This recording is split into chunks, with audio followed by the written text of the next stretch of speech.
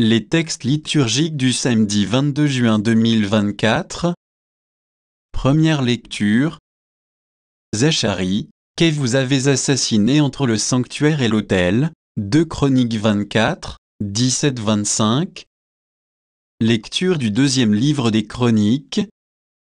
Après la mort de Joas, les princes de Juda vinrent se prosterner devant le roi Joas, et alors le roi les écouta. Les gens abandonnèrent la maison du Seigneur, Dieu de leur père, pour servir les poteaux sacrés et les idoles. À cause de cette infidélité, la colère de Dieu s'abattit sur Juda et sur Jérusalem pour les ramener à lui. Dieu envoya chez eux des prophètes, ceux-ci transmirent le message, mais personne ne les écouta.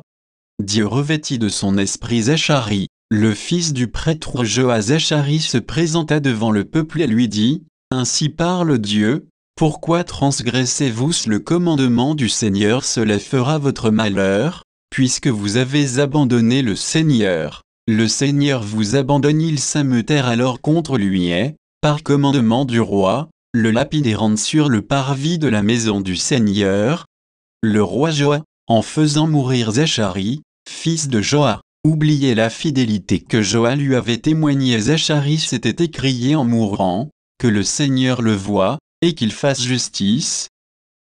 Or, à la fin de l'année, l'armée d'Aram monta contre le roi Joas et arriva en Juda et à Jérusalem. Ces hommes massacrèrent tous les princes du peuple et envoyèrent tout le butin au roi de Damas. L'armée d'Aram ne comptait qu'un petit nombre d'hommes, et pourtant le Seigneur leur livra une armée très importante, parce que les gens de Juda avaient abandonné le Seigneur, Dieu de leur père, et Joas reçut le châtiment qu'il méritait lorsque les Araméens partirent, le laissant dans de grandes souffrances. Ses serviteurs complotèrent contre lui parce qu'il avait répandu le sang du fils du prêtre Joas, et ils le tuèrent sur son lit. Il mourut, et on l'ensevelit dans la cité de David, mais non pas dans les tombeaux des rois. Parole du Seigneur.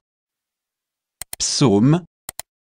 Psaume 88, 89, 4-5, 29-30, 31-32, 33-34. Avec mon élu, j'ai fait une alliance, j'ai juré à David, mon serviteur j'établirai ta dynastie pour toujours. Je te bâtis un trône pour la suite des âges.